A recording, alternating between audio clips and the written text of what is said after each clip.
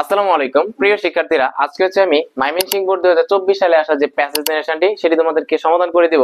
এতটুকু সিউরিটি, এতটুকু গ্যারান্টি তোমাদেরকে দিতে পারি, যদি তুমি এই ক্লাসটা একদম মনোযোগ সহকারে তুমি শেষ পর্যন্ত দেখো, অন্তত তোমাকে এই বোর্ডটা বুঝতে তোমার কোনো সমস্যা হবে না। আমি তোমাকে এতটুকু সিউরিটি তোমাকে দিচ্ছি।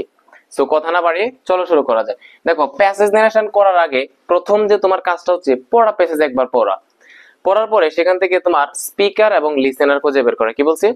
ওইখান থেকে বক্তা এবং শ্রোতা বের করা। 2 নম্বর কাজ হচ্ছে, এখানে দেখবা যে রিপোর্টে স্পিচ থাকে না, ইনভার্টেড কমার ভিতরে কি স্পিচ থাকে না, তোমার খুঁজে বের করা কোন স্পিচটা কে দিছে, মানে কোন কথাটা কে বলছে। এটা তুমি যদি বের করতে পারো, অর্ধেক তোমার প্রেসিডেন্টেশন করা হয়ে যাবে। কি বলছি? এখানে তোমার কি থাকবে, যে দেখো ইনভার্টেড কমার ভিতরে মানে রিপোর্টের স্পিচ, এই স্পিচটা তুমি বের করতে পারো যে এই কোন কথাটা কে বলছে, এটা তুমি যদি বের করতে পারো, অর্ধেক মানে 50% তোমার নারেশন করা কমপ্লিট হয়ে যাবে। এটা যদি ধরতে না পারো, তাহলে তোমার মানে সব কালি তোমার আওলা জাওলা লাগবে। ঠিক আছে? তো তোমার কাজ হচ্ছে পড়া পেসেজ পড়ে কোন কথাটা কে বলছে এটা বের করা। সো আমরা প্রথমে হচ্ছে আমরা পুরোটা পেসেজ একবার পড়বো। দেখো, এখানে বলা হচ্ছে যে the king said to the astrologer, রাজা জ্যোতিষীকে বলল, how long do you want to live, তুমি কত সময় বেঁচে থাকতে চাও। For you will be very for you will be hanged very soon, তোমাকে খুব শীঘ্রই কি করা হবে, ফাঁসির কাঠগড়ায় নেওয়া হবে বা ফাঁসি দেওয়া হবে তোমাকে। Looking at the sky the astrologer said, আকাশের দিকে তাকিয়ে অ্যাস্ট্রোলজার বলল যে my lord, oh my lord, the positions of the stars, আকাশের যে তারারা ডিক্লেয়ার্ড, তারা ঘোষণা করে যে I will die only a week before your majesty, মানে আপনি মারা যাওয়ার 1 সপ্তাহ পূর্বে হচ্ছে আমি কি মারা যাব। হ্যাঁ, তখন কি বলতেছে যে অ্যাস্ট্রোলজার আছে বলতেছে আকাশের তারারা ঘোষণা করে যে আপনি মারা যাওয়ার 1 সপ্তাহ আগে মারা যাব। এর মানে হচ্ছে আজকে আমি অ্যাস্ট্রোলজার যদি আজকে মারা যায়, এর 7 দিন পরে আপনি মারা যাবেন, আপনি মারা যাবেন। এটা শোনার পরে রাজা তো তোমার দেখো কি হয় রাজা, যে এটা বলার পরে সে বলতে গুড বাই, আমি ফাঁসির কাঠগড়ায় যাচ্ছি। দ্য কিং টার্ন পেল, রাজার মুখটা কি হয়ে গেল, ফ্যাকাশে হয়ে গেল, বিবর্ণ হয়ে গেল। এন্ড অর্ডার হিজ কোয়ার্টারিস, এবং তার যে কোয়ার্টারিস ছিল তার রাজদরবারের, তাদেরকে অর্ডার করলো ড্রাইভ দিস রেজ অ্যাওয়ে, এই যে জ্যোতিষী একে এই রাজ্য থেকে বের করে দেখে একে তাড়িয়ে দে। Never allow him to come for disturbing peace, এবং কখনো একে আসতে দিস না কি করার জন্য, এই যে শান্তি, এই রাজ্যের শান্তি নষ্ট করার জন্য একে কখনো এই রাজ্যের ভিতরে আসতে দিস না। ঠিক আছে? তো দেখো রাজা কিন্তু তখন কিন্তু কট খায় গেছিল আর কি, যখন রাজারে বললো যে আকাশে তারারা ঘোষণা করতেছে আজকে আমি অ্যাস্ট্রোলজার যদি মারা যায়, ফাঁসির কাঠগড়ায় আমাকে ফাঁসি দেওয়া হয়, 1 সপ্তাহ পরে আপনি রাজা আপনি নিজেই মারা যাবেন। এইটা শোনার পরে রাজা নিজেই কট খায় গেছে, এবং তার মুখ চোখে মুখে তোমার ভয়টাকে ঢুকে পড়ছে আর কি, মুখ ফ্যাকাশে হয়ে গেছে। যাক, ওইটা হচ্ছে বিষয় না। এখন হচ্ছে আমি বুঝতেই পারলাম যে পেজটা পড়ার পরে এটা কার কার মাঝে কৌতুককথন হয়েছে। একবার কিং এ কথা বলছে, অ্যাস্ট্রোলজার শুনছে, আরেকবার অ্যাস্ট্রোলজার কথা বলছে, কিং এ কথা শুনছে। এখন আমি খুঁজে বের করবো যে কোন কথার কে বলছে। How long do you want to live for, for you will be very hanged, এই যে দেখো এই দুইটা কথা বলছে কি রাজা। এরপরে বলতেছে যে my lord, the position of the star declare that I will die only a week before your majesty, এই কথাটা কে বলছে, এই কথাটা বলছে হচ্ছে অ্যাস্ট্রোলজারে।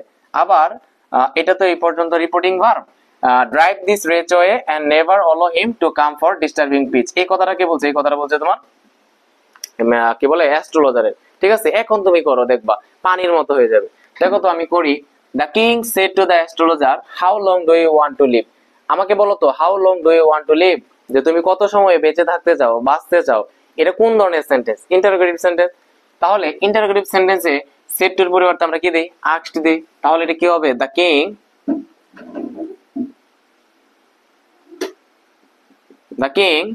আস্কড, সেড টুর পরিবর্তে কি হবে, আস্কড হবে। কেন? কারণ এটা একটা ইন্টারোগেটিভ সেন্টেন্স। কাকে আস্কড করলো? দা অ্যাস্ট্রোলজার। কাকে আস্কড করলো বলো? অ্যাস্ট্রোলজারকে আস্কড করলো। এরপরে দেখো ইনভার্টেড কমাটাকে আমাকে তুলে দিতে হয়। ইনভার্টেড কমার পরিবর্তে ইন্টারোগেটিভ সেন্টেন্সে দুইটা বিষয় হয়, কখনো হচ্ছে ডাব্লিউএস কোশ্চেন হয়, কখনো হচ্ছে ইফ হয়।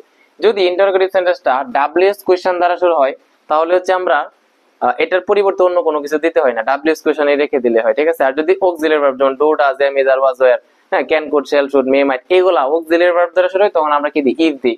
যেহেতু এটা হাউ মানে একটা ডাব্লিউএস কোশ্চেন, তাহলে ইনভার্টেড কমার পরিবর্তে হাউই হবে। তাহলে এখানে কি হবে বলো, হাউ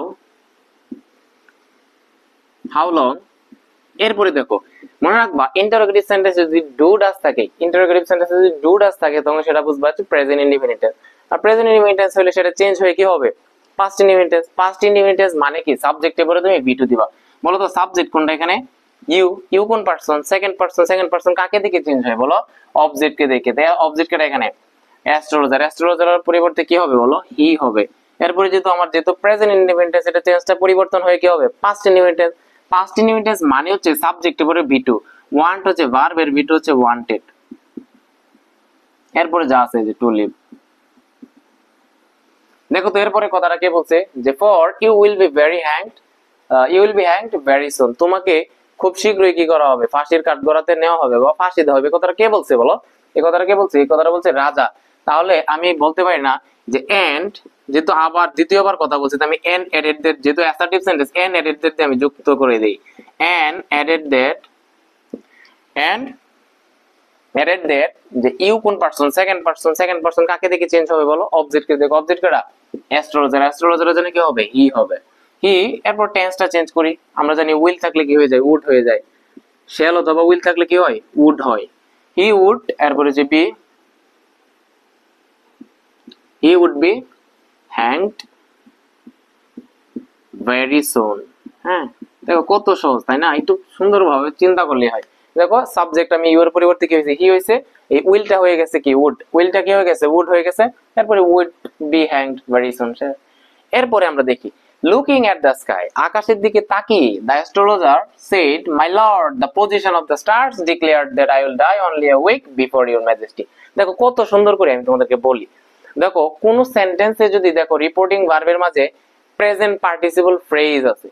প্রেজেন্ট পার্টিসিপল কি? Verb plus ING. দেখো লুকিং এট দ্য স্কাই, এটা কি একটা প্রেজেন্ট পার্টিসিপল ফ্রেজ না? অবশ্যই present participle phrase. Present participle phrase যদি রিপোর্টিং ভার্বে থাকে তাহলে তোমার প্রথম কাজ হচ্ছে ওই প্রেজেন্ট পার্টিসিপল ফ্রেজটা শুরুতে দেয়া। আমি এতটুকু আগে করি যে লুকিং এট দ্য স্কাই, এটা হচ্ছে প্রেজেন্ট পার্টিসিপল ফ্রেজ, এটাকে আমি আগে প্রথমে দিই। Looking at the sky, looking at the sky, আকাশের দিকে তাকিয়ে, আকাশের দিকে তাকিয়ে। এরপরে দেখো এই যে রিপোর্টের স্পিচটা আছে না, দেখো কি বলছে যে my lord the position of the stars declare that. My lord বলতে এখানে কি বলতেছে? কি বলতেছে? My lord.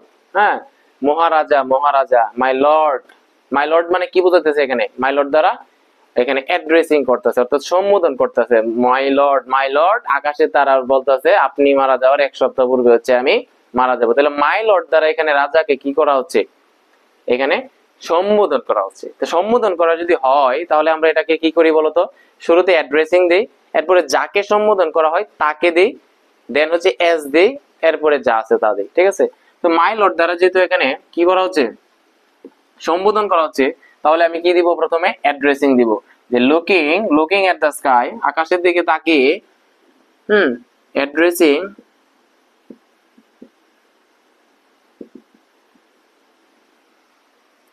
অ্যাড্রেসিং কাকে বলতো? মাই lord the position of the, এই মাই লর্ড, মাই লর্ড বলতে কাকে? এখানে এই যে অ্যাস্ট্রোলজার কাকে সম্বোধন করছে? রাজাকে সম্বোধন করছে না? আমরা বলছিলাম অ্যাড্রেসিং এর পরে যাকে সম্বোধন করা হয় ওই ব্যক্তিকে দেখে দিতে হয়। এখানে কাকে সম্বোধন করছে? রাজাকে। অ্যাড্রেসিং দা কিং, এরপরে এস দিতে হয়, এরপরে যা আছে তা। মাইটা কি হয়ে যাবে? হিজ হয়ে যাবে, কারণ মাই হচ্ছে ফার্স্ট পারসন। কাকে দেখে চেঞ্জ হবে? অবজেক্ট, সাবজেক্টের দিকে। সাবজেক্ট কাটা এখানে বলতো? এখানে সাবজেক্ট হবে কি? তো এখানে সাবজেক্ট হবে তোমার কি বলে, এই যে অ্যাস্ট্রোলজার হবে সাবজেক্ট। তাহলে অ্যাস্ট্রোলজারের জন্য কি ব্যবহার করব? হি। আর যেহেতু এখানে মাই হচ্ছে পজিটিভ, এই জন্য কি হয়ে যাবে? হিজ হয়ে যাবে। মাই লর্ডটা কি হয়ে যাবে? হিজ লর্ড হয়ে যাবে। হ্যাঁ, এরপরে যা আছে দেখো, না যা আছে না, addressing the king as his Lord. এরপরে এখন কি দিব? আমি সাবজেক্ট দিব। সাবজেক্ট কারা? এখন সাবজেক্ট হচ্ছে কি? দাঁড়াও, এই যে the astrologer, the astrologer, the astrologer. আচ্ছা, যেহেতু এটা assertive sentence, the position of the star subject, এরপর হচ্ছে ভার্ব। যদি অ্যাসার্টিভ সেন্টেন্স তাহলে আমরা ইনভার্টেড কমা রিপোর্টিং ভার্বের পরিবর্তে কি দিব? টোল্ড দিব অথবা সেড দিব। ঠিক আছে? টোল্ড দিলে আবার অবজেক্ট দিতে হইব। আমি ধরো সেড দিলাম। টোল্ড দিলে কিন্তু আবার দা কিং দিতে হইব বা হিম দিতে হইব। ধরো হিম দিব না, আমি জাস্ট সেড দিব। তাহলে দা অ্যাস্ট্রোলজার সেড, ইনভার্টেড কমা, যেহেতু অ্যাসার্টিভ সেন্টেন্স কি হবে? দ্যাট হবে। এটা যেহেতু অ্যাসার্টিভ সেন্টেন্স তাহলে কি ইনভার্টেড কমার পরিবর্তে কি দিব? আমি দ্যাট দিব। এরপরে আমি দিব কি সাবজেক্ট। সাবজেক্ট কি এখানে বলো তো, সাবজেক্ট কি ভাই বলো? দা পজিশন অফ দা স্টার্স। এই যে ভার্বের আগ পর্যন্ত যা আছে সবটা হচ্ছে সাবজেক্ট। তাহলে দা পজিশনস, the positions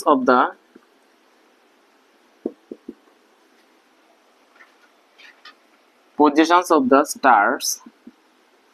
দেখো B1 এ আছে না, এটা প্রেজেন্ট ইনডিফিনিট টেন্স না, সাবজেক্টের উপরে ডিক্লেয়ার মানে কি ভার্বে B1 এ আছে, B1 মানে কি প্রেজেন্ট ইনডিফিনিট, আর প্রেজেন্ট ইনডিফিনিট থাকলে কি হয় পাস্ট ইনডিফিনিট, B1 থাকলে কি হয়ে যায় B2 হয়ে যায়। এই ডিক্লেয়ারটা তখন কি হয়ে যাবে ডিক্লেয়ার্ড হয়ে যাবে। হ্যাঁ, কত সহজ তাই না? একটু সহজ ভাবে চিন্তা করলে দ্যাট আছে, দিলাম দ্যাট। এরপর দেখো কি আছে, আই উইল ডাই। বলো আইটা কি একটা পারসন, পারসন চেঞ্জ করতে হয়, আই ফার্স্ট পারসন চেঞ্জ হবে কি সাবজেক্ট অনুযায়ী। সাবজেক্টটা এখানে কে বলো? দা অ্যাস্ট্রোলজার। এখন কে কথা বলতেছে? অ্যাস্ট্রোলজারের কথা বলতেছে। অ্যাস্ট্রোলজারের জন্য আমরা প্রনাউন কি ব্যবহার করব? হি ব্যবহার করব। এরপরে আই এখানে কি আছে? এটা তো কন্ট্রাক্টেড ফর্ম। এটা সংক্ষিপ্ত ফর্ম। এখানে উইল আছে, উইল থাকলে কি হয়ে যায় উড হয়ে যায়।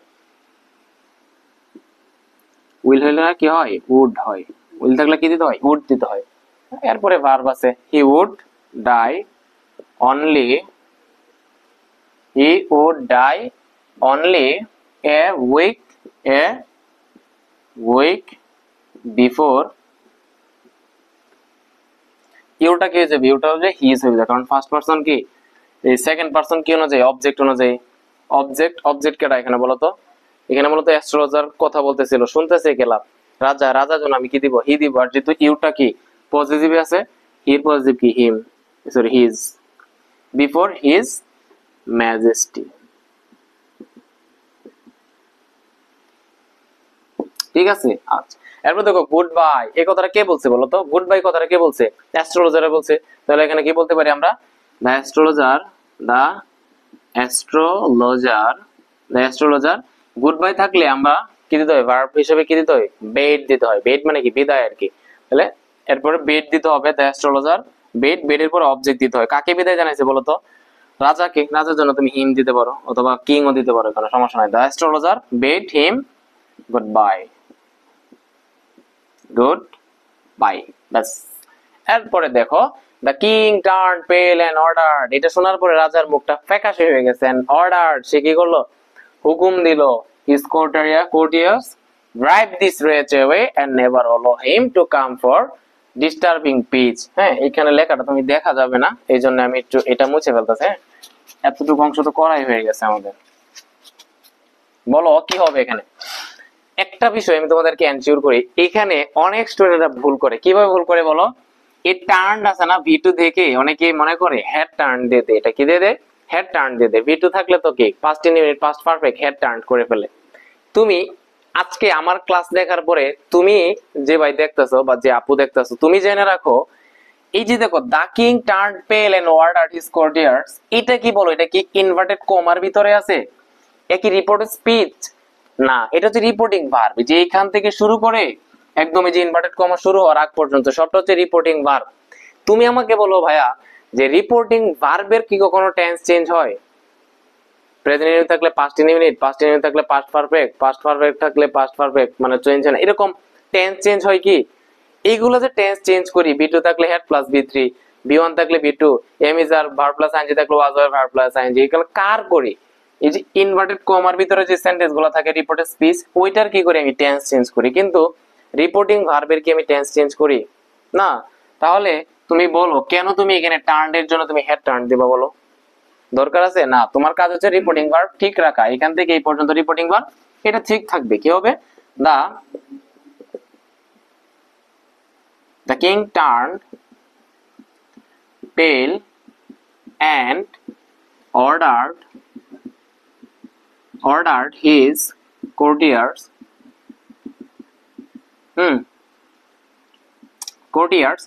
এখন বলো এই যে ইনভার্টেড কমাটা আছে, এটা যেহেতু ড্রাইভ মানে কি মূল ভার্ব দ্বারা শুরু হয়েছে, মূল ভার্ব দ্বারা শুরু হলে imperative sentence. Imperative sentence inverted কমার পরিবর্তে আমরা কি ব্যবহার করি বলো? টু ব্যবহার করি। টু থেকে ভার্ব থেকে বাকি অংশ, এরপরে কি আছে ড্রাইভ আছে, বি1 থেকে বাকি অংশ টু ড্রাইভ।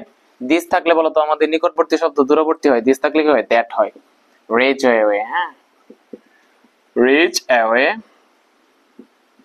এরপরে হচ্ছে এন্ড, বাকি যা আছে তা ঠিক থাকবে, কোনো পরিবর্তন করার দরকার নাই। অলো হিম, হিমটা হচ্ছে কি থার্ড পারসন, থার্ড পারসন থাকলে চেঞ্জ হয় কি না, থার্ড পারসন কিন্তু থাকলে কি হয় না, চেঞ্জ হয় না। To come for disturbing page, disturbing page. এই লোকরে আর এখানে আসতে দিও না এই পৃথিবীর বা এই রাজ্যে শান্তি নষ্ট করার জন্য।